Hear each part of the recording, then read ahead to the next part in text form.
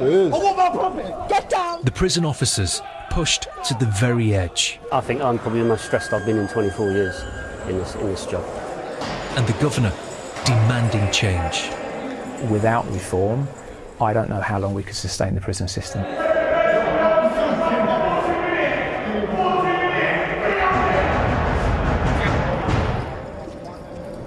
Our prisons are changing. The government is reforming 6 jails in England and Wales by handing back control over budgets and contracts to their governors. Wandsworth is one of them. We spent 6 months persuading the Ministry of Justice to allow us inside. This is what we found.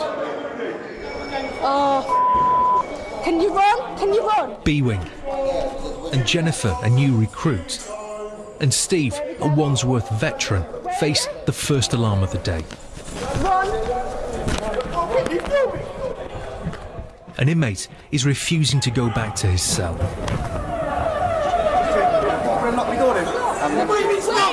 Neddy Lee. 20 years ago, he murdered a man in a fight. Get down! This is his 38th jail. He told us he was trapped in a cycle of violence.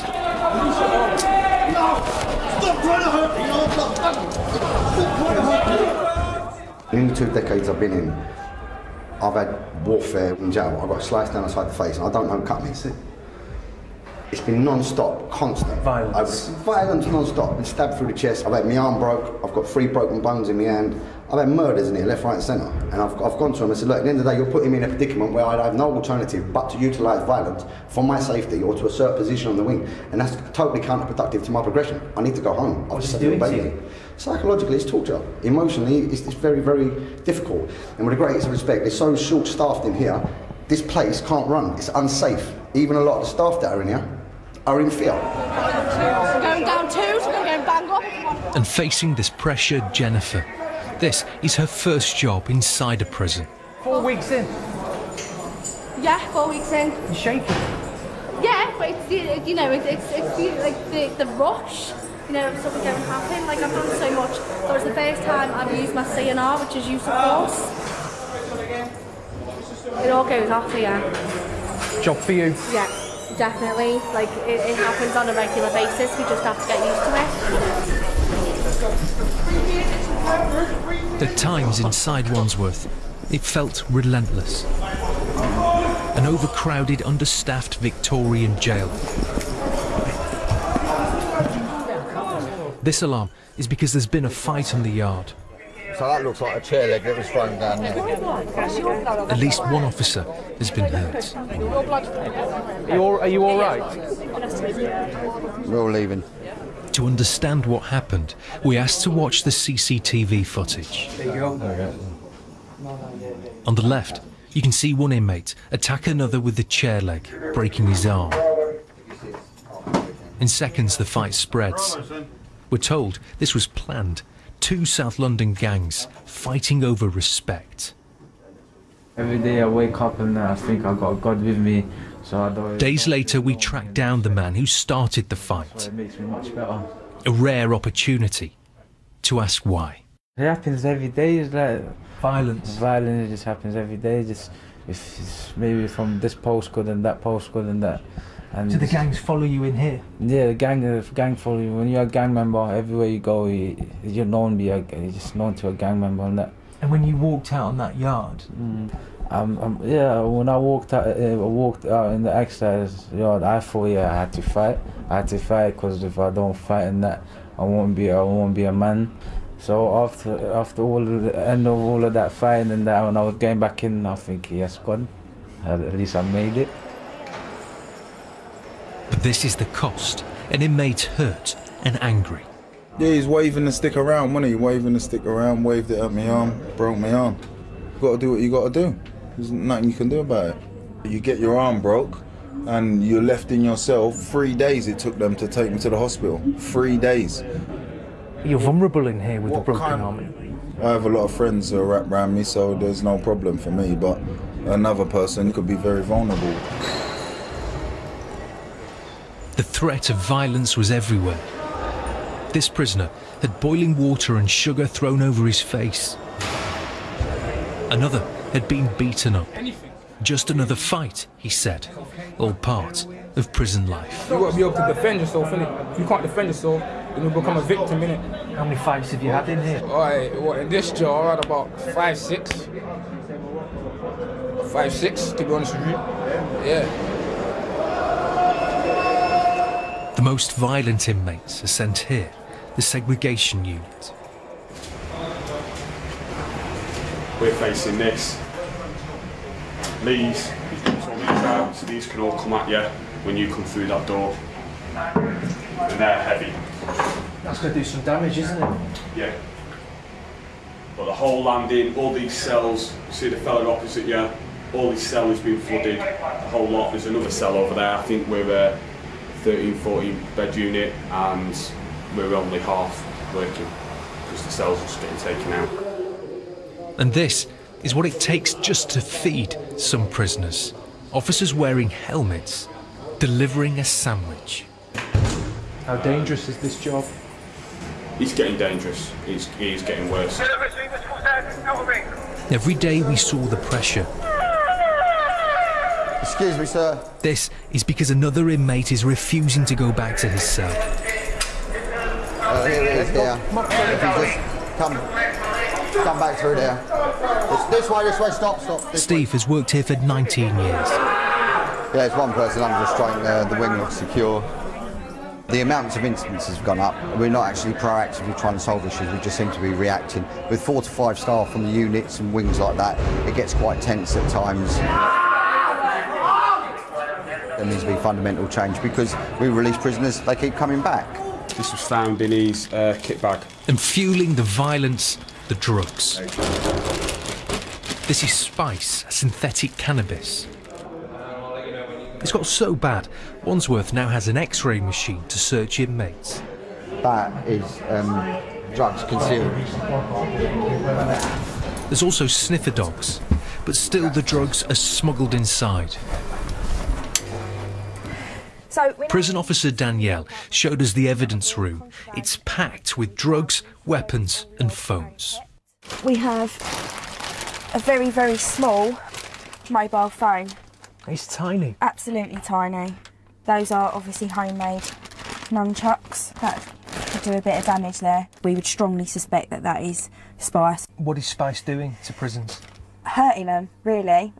Not all prisoners are violent. Everybody's in there for different reasons, but I think using spice can potentially make people extremely violent, and it's getting more and more common now. Wherever you work, there's always spice stories. In just 12 months, prison staff say £300,000 worth of drugs have been seized inside Wandsworth. I sleep here, my cellmate sleeps here, this is my TV. Ashley has just started his sentence.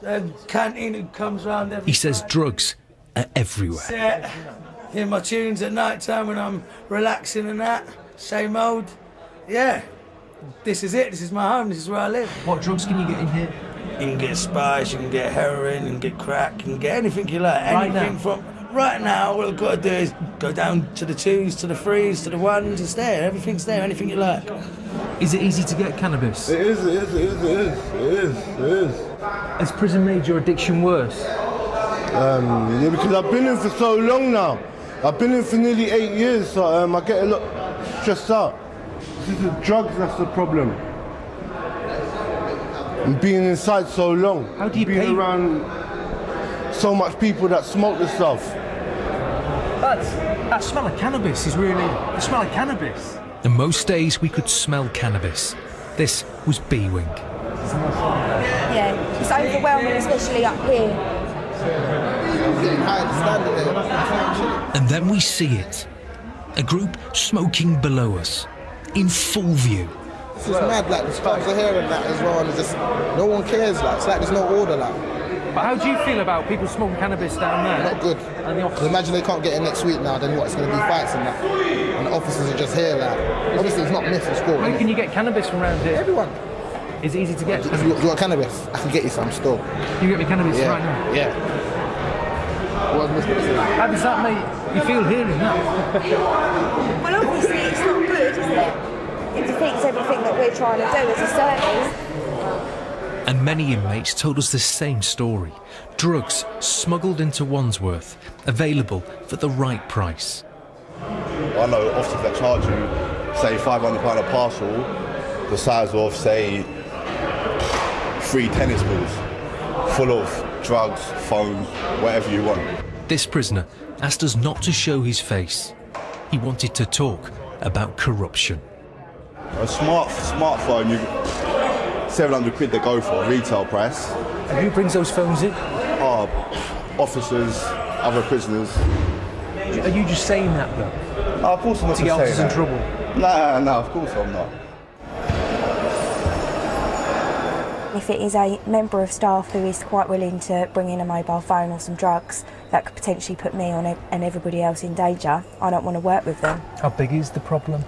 It's hard to tell. I think there's probably at least one corrupt person in every jail. Inside Wandsworth, inmates and staff talked freely about corruption.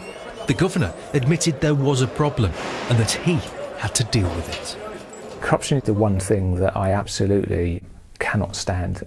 And I think that's a very clear message from me, that one of the first things we would do with reform is to think very carefully about how do we deal with those issues of corruption and what do we do to tackle those staff bringing that drugs in, because that will deal with some of the issues that you've highlighted and that you've seen over the last week. But the corruption, drugs and violence are just part of the story. In Wandsworth, we found a jail facing another crisis. No good. And how are you in your mind? How are you? No good. Cut. This cut. Okay. Twice in Wandsworth, this man came to see us. He'd cut every inch of his body. Desperate, he speaks very little English. Are you getting mental health help? Yeah. I is crazy. No sleeping every day. Sleeping. I cut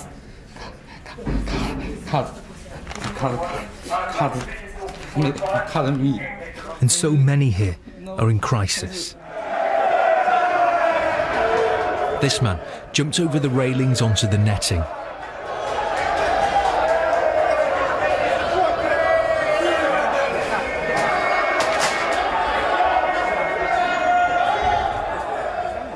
Other inmates wanted us to meet him. They said he shouldn't be in a jail. Severe mental health. Needs help. Who's this? The neglected Mowgli. Mowgli! Schizophrenic. Severely schizophrenic. Nuts. What's the matter with you? I want to die! Where do you want to be right now? I want to be Springfield! I want to be Springfield in Washington! Where do you want to be and what do you want? I need that health issues. Why did they tell me when I've handed in the paper already? Why do they keep telling me? Why do they keep telling me I'm on basic mental health? In Wandsworth, officers are constantly assessing prisoners. This cell. Are you sure? Here, an inmate has smashed up his cell. He's in distress. Nathan has self-harmed. He says his mental health is getting worse. This is my artwork. Okay. This is Romeo. You can see. Goes down there. If you can see down there, there's a bottle of tequila. Yes. There's also a very large gun there. Can you see that? Yeah. Nice belt. So Romeo meets, and then love hearts. Okay. Then if we go down here, you'll see Juliet. And if you look at the print of Juliet here, that's art. I've got personality disorder. I'm also signed off from the doctor for severe anxiety, and I only just received my medication yesterday. Being in prison with your needs, what does it do to you? Made myself up, basically. I had sort of no other option other than to say, let me make a phone call, holding the razor blade to my arm like that, and then eventually the officer opened up the door. Are you asking for help from people? Yes, I am asking for help, but the service seems to be so slow. Not find a prisoner. For officers like Steve, the demand can be overwhelming. They say 85% of people that come into prison have mental health issues, be it personality disorders, or be it more like schizophrenics, bipolars, etc. What's the pressure like? If you can't look after vulnerable people, all right, in a safe environment, all right, people will get hurt and people will die. Do you think lives could be saved if there were more members of staff? Definitely. Definitely. The amount of self-harm and self-inflicted deaths are on the increase. This inmate, a failed asylum seeker, talked about taking his life. He'd sewn his lips together and was on hunger strike. I think about this every day for kill myself. I go Friday start, I dry hunger strike. I don't drink water, don't eat nothing. Because here is many stress. No 23-hour closed in cell. It affects you, you know. And dealing with suicide, officers like Andy, he says he can't forget the faces of prisoners who've taken their lives. It leaves a big impression because I can see probably 8 of the guys that I've dealt with, you know, and I've dealt with more, but there's 8 specific guys, I can still see their faces. And some of those guys, you know, one of those guys was back in 1994, you know, that I happened to cut down. Another guy, that, you know, it was around about 96, and I can still see him, I can still see the grimace on his face. But how to cope with all the violence, self-harm and addiction when nearly half the inmates here are foreign and many can't speak English? Are you from Romania? Romania? So many Romanians, I'm from Romania. like Richard and Antonio Silvio. They say they've served their time, but are waiting to be deported. 3 weeks ago. 3 weeks ago, we finished my punishment. You know, let me go home. Do you want to go back to Romania? Yes, I want to go back. I don't want to come back here never. I'm from Romania, but it doesn't matter where you're from. Human rights are human rights. Okay. This is my cell. I don't even have hot water, as you can see here. No kettle. There's no reason. Because in any way they're gonna send me to Romania. So why they want to hold me more? Now we have to say how long have you been. Some foreign prisoners take English lessons, but the majority don't. And with so many languages being spoken inside Wandsworth, the jail struggles to cope. It's hugely difficult. 30 or 40 different nationalities, 30 or 40 different languages, and they provide a huge challenge because there is lots of argument and debate about how much we engage those people into work or into education, and how much energy we put into people that ultimately might not be here and be deported. It's clear there aren't enough prison officers to deal with the problems facing Wandsworth. Across England and Wales, the number of prison staff has fallen by more than 30% in the last 6 years. For new members of staff, these conditions are all they've ever known. Is it what you expected it to be? Yeah, well, what do you expect prison to be like? Prison is prison. Did you expect this? Yeah. I expected daily arguments, daily fights. I pulled out my baton for the first time yesterday.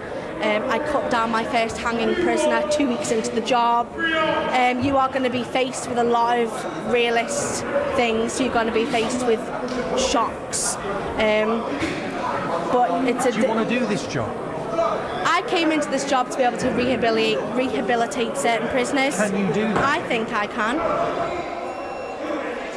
We're told that most days Wandsworth operates 50 officers short of what's needed, and recruitment is a struggle. But there's an incident going on, so It doesn't take much for the jail to grind to a halt. There's been an incident that shut down a wing. They're trying to get the inmate out of here now, away from the wing, and as this is happening, that whole wing with hundreds of inmates is being locked down. It means that some days inmates are locked up for 23 hours with no rehabilitation. A lot of other jails, they get treated correctly. For some, it leads to resentment and frustration. They're out of their cell at least an hour a day. We don't get that. We're just here. We just get banged up. If all they say is, oh, lack of staff, we can't let you out. Like, it needs to change. Like, we're human beings as well. I don't know. I've known they put one under restraint. This prison has been Andy Toppin's life, but he says the job is harder now than ever before. You know, my wife worries that I'm not going to come home. If she could, she would have me out, out the job. And it's because I care. I want to make a difference. I believe my staff want to make a difference. You know, we're struggling. We haven't got the staff. No, leave it. It's all right. It's all right. Leave it. We're all right. What's happening to your mental health? I don't think people care. I don't think people care about what's happening to my mental health. But what is happening to your mental health? I think I'm probably the most stressed I've been in 24 years in this job. What's going to happen to you? If I'm like my colleagues, I'll retire and I'll die early. Andy desperately needs reform now. And many officers felt the same. Hospital. Let down and forgotten. Steve says he feels betrayed. Do you think you're appreciated? No, we're definitely not appreciated. You can tell that by the amounts of cuts we've received. To actually have the strength to actually turn around and deliver care to the person that spits in your face, and to continue with that, because at the end of the day it's about the society as a whole. If we treat the most undeserving with care and respect, that says a lot about our society. The BBC was invited here to hear these stories from inmates who one day will be released, and from a governor who believes that without reform, our jails will break. How big is this moment? It's massive. It's the once in a generation, if not more, opportunity to change the system and to do something which is really positive and to do something. Without reform? We carry on running a system as you've seen it over the last week or so. Drugs coming in, mobile phones, violence being perpetuated, not having enough resources to be able to challenge some of that behaviour. Without it, we carry on doing the same old thing. We see the same faces coming through the system, we don't change people, and that's what we're about, that's what we want to do. A prison revolution is promised, but without enough staff to provide even the basics, how can jails rehabilitate and end the violence, addiction and self-harm? The lives lost